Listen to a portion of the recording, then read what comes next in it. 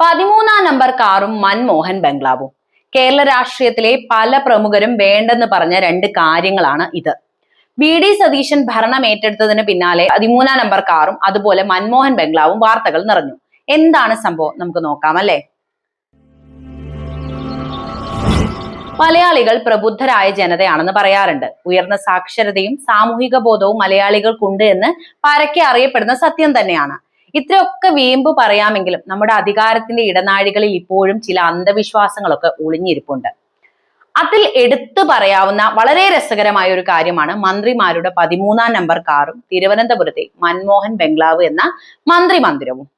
ഈ വിഷയം പലപ്പോഴും വാർത്തകളിൽ കൃത്യമായിട്ട് ഇടം പിടിക്കാറുമുണ്ട്. സത്യത്തിൽ എന്താണ് ഇവയ്ക്കുള്ള പ്രശ്നം? മന്ത്രിമാർ പലരും ഇവ രണ്ടിനോടും വിമുഖത കാണിക്കുന്നത് എന്തിനാണ് എന്ന് ചിന്തിച്ചിട്ടുണ്ടോ? നമുക്ക് കാര്യങ്ങളൊക്കെ ഒന്ന് കൃത്യമായിട്ട് ചികഞ്ഞു നോക്കാം അല്ലെ. 13-ാം നമ്പർ, ഇതിനോടുള്ള ഭയം എവിടെ നിന്ന് വന്നു എന്ന് ആദ്യം ഒന്ന് പരിശോധിക്കാം. ഇതിൽ എടുത്തു പറയാനുള്ള ഒരു കാര്യം, ഈ 13-നോടുള്ള ഭയം മലയാളികൾ ഉണ്ടാക്കിയതൊന്നും അല്ല കേട്ടോ. അതിന് മലയാളികളെ മാത്രം കുറ്റപ്പെടുത്താനും സാധിക്കില്ല. സത്യത്തിൽ ഇതൊരു പാശ്ചാത്യ നിർമ്മിതിയാണ്. പക്ഷെ ഇത് നൂറ്റാണ്ടുകൾ കൊണ്ട് ലോകം മൊത്തം പടർന്നു പിടിച്ച ഒരു ഭയമായി മാറി എന്നതാണ് യാഥാർത്ഥ്യം. മനഃശാസ്ത്രത്തിൽ ഇതിനെ ട്രിസ്കൈഡോഫോബിയ എന്നാണ് വിളിക്കുന്നത്. ശാസ്ത്രീയമായി പുരോഗമിച്ച ഇക്കാലത്തും പല വിദേശ രാജ്യങ്ങളിലെയും വൻകിട ഹോട്ടലുകളിൽ 13-ാം നിലയോ വിമാനങ്ങളിൽ 13-ാം നമ്പർ സീറ്റോ ഒഴിവാക്കുന്നത് കാണാവുന്നതാണ്. ഈ ഭയത്തിന് പിന്നിൽ ചരിത്രപരവും മതപരവും മിത്തോളജിക്കലുമായിട്ടുള്ള നിരവധി കാരണങ്ങളുമുണ്ട്. ഇതിൽ ഏറ്റവും പ്രധാനപ്പെട്ട കാരണം ക്രൈസ്തവ വിശ്വാസങ്ങളുമായി ബന്ധപ്പെട്ടാണ് കിടക്കുന്നത്. യേശുക്രിസ്തുവിന്റെ അന്ത്യ അത്താഴത്തിൽ, അതായത് ലാസ്റ്റ് സപ്പറിൽ അദ്ദേഹത്തോടൊപ്പം ആകെ പങ്കെടുത്തത് 12 ശിഷ്യന്മാരായിരുന്നു. യേശുവിനെ ഉൾപ്പെടെ കൂട്ടി ആകെ ആ മേശയ്ക്ക് ചുറ്റും ഇരുന്നത് 13 പേരാണ്. ഈ അത്താഴത്തിൽ 13-ാമനായി വന്നിരുന്ന യൂദാസ് ആണ് പിന്നീട് യേശുവിനെ ഒറ്റിക്കൊടുത്തതും ക്രൂശീകരണത്തിലേക്ക് നയിച്ചതും. അന്നു മുതലാണ് മേശയ്ക്ക് ചുറ്റും 13 പേർ ഇരിക്കുന്നത് വലിയ നിർഭാഗ്യമായിട്ട് പാശ്ചാത്യർ കാണാൻ ആരംഭിക്കുന്നത്. ഇതിനോടൊപ്പം തന്നെ 13-ാം തീയതി വരുന്ന വെള്ളിയാഴ്ച എന്ന ഭയം കൂടിയായപ്പോൾ ഈ വിശ്വാസം കൂടുതൽ ശക്തമാവുകയാണ് ചെയ്യുന്നത്.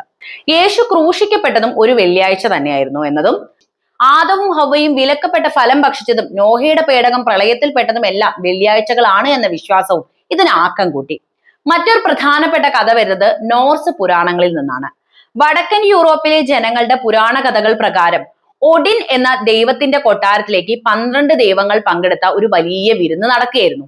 ഈ വിരുന്നിലേക്ക് ക്ഷണിക്കപ്പെടാതെ 13-ാമനായിട്ട് ലോക്കി എന്ന കലഹങ്ങളുടെ ദൈവം കൂടി കടന്നു വരികയാണ്. ലോകി അവിടെ എത്തി മറ്റ് ദൈവങ്ങളെ തമ്മിലടിപ്പിക്കുകയും എല്ലാവർക്കും പ്രിയങ്കരനായ ബാൾഡർ എന്ന നന്മയുടെ ദൈവത്തെ തന്ത്രപൂർവ്വം കൊലപ്പെടുത്തുകയും ചെയ്തു. ഈ സംഭവം ഭൂമിയെ മുഴുവൻ ഇരുട്ടിലാഴ്ത്തി എന്നാണ് വിശ്വാസം. ഈ പുരാണ കഥയും 13 എന്ന നമ്പറിനെ മരണവുമായും ദുരന്തങ്ങളുമായി ബന്ധിപ്പിക്കാനുള്ള കാരണമായി. ശാസ്ത്രീയമായും ഗണിതശാസ്ത്രപരമായും ഇതിനൊരു വിശദീകരണവും ഉണ്ട് കേട്ടോ. പുരാതന കാലം മുതൽ 12 എന്ന സംഖ്യയെ വളരെ പൂർണ്ണമായ ഒന്നായിട്ട് തന്നെയാണ് മനുഷ്യർ നോക്കിക്കാണുന്നത്. ഒരു വർഷത്തിൽ 12 മാസങ്ങൾ, രാശിചക്രത്തിൽ 12 അടയാളങ്ങൾ, പകലും രാത്രിയും 12 മണിക്കൂറുകൾ വീതം.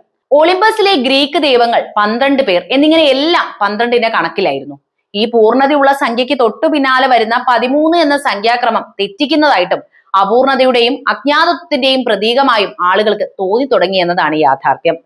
12ന്റെ പരിധികൾക്ക് അപ്പുറമുള്ളതിനെ ഭയത്തോടെ നോക്കിക്കണ്ട മനുഷ്യ സഹജമായ ചിന്തയും ഇതിന് പിന്നിൽ പ്രവർത്തിച്ചിട്ടുണ്ട്. ചരിത്രത്തിലെ ചില കറുത്ത അധ്യായങ്ങളും ഈ ഭയത്തെ സ്വാധീനിച്ചിട്ടുണ്ട് കേട്ടോ. 14-ാം നൂറ്റാണ്ടിന്റെ തുടക്കത്തിൽ ഫ്രാൻസിലെ ഫിലിപ്പ് 4-ാമൻ രാജാവ് അവിടുത്തെ പ്രശസ്തരായ ടംബ്ലർ എന്ന യോദ്ധാക്കളെ കൂട്ടത്തോടെ അറസ്റ്റ് ചെയ്യാനും ക്രൂരമായി കൊലപ്പെടുത്താനും ഉത്തരവിട്ടത് 1307 ഒക്ടോബർ 13 വെള്ളിയാഴ്ചയായിരുന്നു. ഈ കൂട്ടക്കൊലയും ജനങ്ങളിൽ വലിയ ഭീതി പടർത്തിയിട്ടുണ്ട്. കാലക്രമേണ ഈ ഭയം പലരും ഒരു മാനസികാവസ്ഥയായി മാറുകയും കഥകളിലൂടെയും സിനിമകളിലൂടെയും തലമുറകളിലേക്ക് കൈമാറ്റം ചെയ്യപ്പെടുകയും ചെയ്തു. ചുരുക്കി പറഞ്ഞാൽ പഴയ കാലത്തെ മതവിശ്വാസങ്ങളും പുരാണ കഥകളും 12 എന്ന നമ്പറിന്റെ പൂർണ്ണതയും ചേർന്നാണ് ഇന്ന് കാണുന്ന രീതിയിൽ 13നോടുള്ള ആഗോള ഭയത്തെ രൂപപ്പെടുത്തിയതെന്ന് നമുക്ക് നിസ്സംശയം പറയാം. അതുകൊണ്ട് തന്നെ സ്വാഭാവികമായി ഈ പേടി നമ്മുടെ നാട്ടിലെ മന്ത്രിമാർക്കും പകർന്നു കിട്ടിയതാണ്. 13-ാം നമ്പർ വണ്ടിയിൽ കയറിയാൽ മന്ത്രിസ്ഥാനം തെറിക്കുമോ, അടുത്ത തെരഞ്ഞെടുപ്പിൽ തോറ്റുപോകുമോ എന്നൊക്കെയാണ് അവർക്കുള്ള ഭയം. അതുകൊണ്ട് വണ്ടികളുടെ ലിസ്റ്റ് വരുമ്പോൾ ഭൂരിഭാഗം പേരും 13നോട് നോ പറയുകയാണ് പതിവ്. പണ്ടേ തുടങ്ങിയ ഈ 13-ാം പോരാട്ടം പലരും വിചാരിച്ചിരിക്കുന്നത് 2006 MA ബേബി ചോദിച്ചു വാങ്ങിയപ്പോഴാണ് കേരളത്തിൽ 13-ാം നമ്പറിന്റെ രാഷ്ട്രീയം തുടങ്ങിയത് എന്നാണ്. എന്നാൽ അതിനും എത്രയോ മുൻപ് തന്നെ ഈ അന്ധവിശ്വാസത്തിന്റെ നെഞ്ചത്ത് പലരും ചവിട്ടിയിട്ടുണ്ട് എന്നതാണ് യാഥാർത്ഥ്യം. ആദ്യമായി 13-ാം നമ്പർ വണ്ടിയെ രാഷ്ട്രീയ ഗോതയിലേക്ക് ഇറക്കിയത് മറ്റാരുമല്ല EK നായനാർ തന്നെയാണ്. 1980-ൽ അദ്ദേഹം ആദ്യമായി മുഖ്യമന്ത്രിയായപ്പോൾ മന്ത്രിമാരിൽ പലരും 13-ാം നമ്പർ എടുക്കാൻ മടിച്ചു. നായനാർക്ക് ഇത്തരം അന്ധവിശ്വാസങ്ങളോട് ഉണ്ടായിരുന്ന പുച്ഛം പ്രശസ്തമായിരുന്നല്ലോ അല്ലെ. അദ്ദേഹം ഉടൻ തന്നെ ആ വണ്ടി തന്റെ പൈലറ്റ് വാഹനമാക്കി.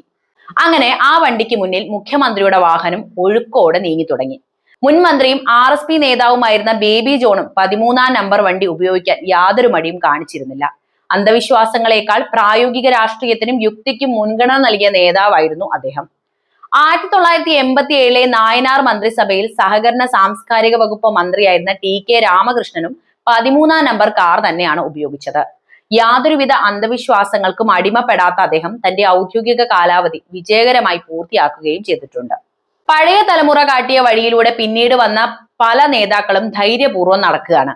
അന്ധവിശ്വാസങ്ങളെ കാറ്റിൽ പറത്തി 13-ാം നമ്പർ കാർ വീണ്ടും മാധ്യമ ശ്രദ്ധയിലേക്ക് കൊണ്ടുവന്നത് VS അച്യുതാനന്ദൻ സർക്കാരിന്റെ കാലത്ത് MA ബേബിയായിരുന്നു. പക്ഷേ കൗതുകം എന്ന് പറയട്ടെ, പിന്നീട് നടന്ന ലോക്സഭാ തെരഞ്ഞെടുപ്പിൽ അദ്ദേഹം പരാജയപ്പെട്ടു. അത് മതിയായിരുന്നു അന്ധവിശ്വാസികൾക്ക്. കണ്ടില്ലേ, 13-ന്റെ ദോഷം കൊണ്ടാണ് ബേബി തോറ്റത് എന്ന് അവർ പാടി നടന്നു. അതിനുശേഷം വന്ന ഉമ്മൻചാണ്ടി സർക്കാരിലെ ആരും തന്നെ ആ നമ്പർ തൊടാൻ പോലും ധൈര്യപ്പെട്ടതുമില്ല. പിന്നീട് 1-ാം പിണറായി സർക്കാരിന്റെ കാലത്ത് ഈ അന്ധവിശ്വാസത്തെ പൊളിക്കാൻ ധനമന്ത്രിയായിരുന്ന തോമസ് ഐസക് തന്നെ മുന്നോട്ട് വന്നു. അദ്ദേഹം 13-ാം നമ്പർ കാർ ഏറ്റെടുക്കുകയും 5 വർഷം യാതൊരു കുഴപ്പവുമില്ലാതെ മികച്ച രീതിയിൽ ഭരണം പൂർത്തിയാക്കുകയും ചെയ്ത മന്ത്രി കൂടിയാണ്. 2-ാം പിണറായി സർക്കാരിന്റെ കാലത്ത് ടൂറിസം വകുപ്പ് പേടി കാരണം 13-ാം നമ്പർ വണ്ടി ലിസ്റ്റിൽ നിന്നേ ഒഴിവാക്കിയിട്ടുണ്ടായിരുന്നു. ഇതറിഞ്ഞ കൃഷിമന്ത്രിയായിരുന്ന P പ്രസാദ് തനിക്ക് കിട്ടിയ 14-ാം നമ്പർ മാറ്റി 13-ാം നമ്പർ വണ്ടി തന്നെ വേണമെന്ന് നിർബന്ധം പിടിച്ച് വാങ്ങി ഉപയോഗിക്കുകയും ചെയ്തു. ഇനി പറയാനുള്ളത് മന്ത്രിമാർക്കിടയിലെ 2ാമത്തെ പേടിയെക്കുറിച്ചാണ്. കാർ നമ്പർ പോലെ തന്നെ മന്ത്രിമാരെ പേടിപ്പിക്കുന്ന മറ്റൊന്നാണ് തിരുവനന്തപുരം വെള്ളയമ്പലത്തുള്ള മൻമോഹൻ ബംഗ്ലാവ്. അവിടെ താമസിക്കുന്ന മന്ത്രിമാർക്ക് വലിയ കഷ്ടകാലമായിരിക്കും എന്നതാണ് കഥ. ചില അനിഷ്ട സംഭവങ്ങൾ ഇതിന് ആക്കം കൂട്ടുകയും ചെയ്തിട്ടുണ്ട് എന്നത് മറ്റൊരു സംഭവമാണ്. അവിടെ താമസിച്ചിരുന്ന C ദിവാകരൻ റേഷൻ വിവാദത്തിലും K ബാബു ബാർക്കോഴ വിവാദത്തിലും പെട്ടുപോയിട്ടുണ്ട്. കൂടാതെ R ബാലകൃഷ്ണപിള്ള, TM ജേക്കബ് തുടങ്ങിയ പ്രമുഖ നേതാക്കൾ മൻമോഹൻ ബംഗ്ലാവ് ഔദ്യോഗിക വസതിയായി ഉപയോഗിച്ച കാലയളവിലാണ് അവർക്ക് മന്ത്രിസ്ഥാനം രാജിവെക്കേണ്ടി വന്നത്. കഴിഞ്ഞ പിണറായി സർക്കാരിന്റെ കാലത്ത് അവിടെ താമസിച്ച E ചന്ദ്രശേഖർ കാലാവധി പൂർത്തിയാക്കിയെങ്കിലും അദ്ദേഹത്തിന്റെ വകുപ്പ് മുട്ടിൽ മരമുറി വിവാദത്തിൽ നാണം കെട്ടുപോയിട്ടുണ്ട്. എന്നിരുന്നാലും 2-ാം പിണറായി സർക്കാരിന്റെ കാലത്ത് മന്ത്രി P പ്രസാദ് ധൈര്യപൂർവ്വം ഈ വസതി തന്നെ തെരഞ്ഞെടുത്തിരുന്നു. പക്ഷെ ഇത്തവണ UDF സർക്കാർ അധികാരത്തിൽ വന്നതോടെ പഴയ പല്ലവി തന്നെ വീണ്ടും ആവർത്തിച്ചു. ഇത്തവണ ഈ മൻമോഹൻ ബംഗ്ലാവ് ആരും തന്നെ ഔദ്യോഗിക വസതിയായി തെരഞ്ഞെടുത്തിട്ടില്ല. ഇത്തരം സന്ദർഭങ്ങളിൽ ഇത് VVIP അതിഥികൾക്കായിട്ടുള്ള ഗസ്റ്റ് ഹൗസ് ആയിട്ട് പൊതുഭരണ വകുപ്പ് നിലനിർത്തുകയാണ് ചെയ്യാറുള്ളത്. 13-ാം നമ്പർ വാഹനം ഇപ്പോൾ മന്ത്രി KM ഷാജി തെരഞ്ഞെടുത്തിട്ടുണ്ട് എങ്കിലും മൻമോഹൻ ബംഗ്ലാവിനോടുള്ള ഫോബിയ ഇത്തവണയും ആവർത്തിക്കപ്പെടുകയാണ്. ഒരു ജനതയ്ക്ക് മാതൃകയാകേണ്ട ഭരണാധികാരികൾ തന്നെ പലപ്പോഴും ഇത്തരം അനാചാരങ്ങളുടെ പുറകെ പോകുന്നത് എന്തൊരു കഷ്ടമാണല്ലേ. എന്നിരുന്നാലും ധൈര്യപൂർവ്വം 13-ാം നമ്പറിനെയും മൻമോഹൻ ബംഗ്ലാവിനെയും സ്വീകരിച്ചവരെ നമുക്കവിടെ മറക്കാനും കഴിയില്ല. ആ ഒരു യുക്തിബോധം എല്ലാവരും കാണിക്കേണ്ടത് വളരെ അത്യാവശ്യമാണ് എന്നതാണ് എനിക്ക് പറയാനുള്ളത്. പൂർണ്ണമായ അർത്ഥത്തിൽ പ്രബുദ്ധ മലയാളി എന്ന് അഭിമാനിക്കാൻ അതുകൂടി ചേർന്നേ മതിയാകൂ എന്ന് തന്നെയാണ് എന്റെ അഭിപ്രായം. എന്താണ് കേരളത്തിലെ ഇത്തരം അനാചാരങ്ങളെ കുറിച്ച് നിങ്ങൾക്ക് പറയാനുള്ളത്? എന്തായാലും കമന്റ് ബോക്സിൽ എഴുതുക. വീഡിയോ ഇഷ്ടമാവുകയാണെങ്കിൽ ലൈക്ക് ചെയ്യാനും ഷെയർ ചെയ്യാനും അതുപോലെ തന്നെ എന്റെ ചാനൽ ഒന്ന് സബ്സ്ക്രൈബ് ചെയ്യാനും ശ്രദ്ധിക്കണേ.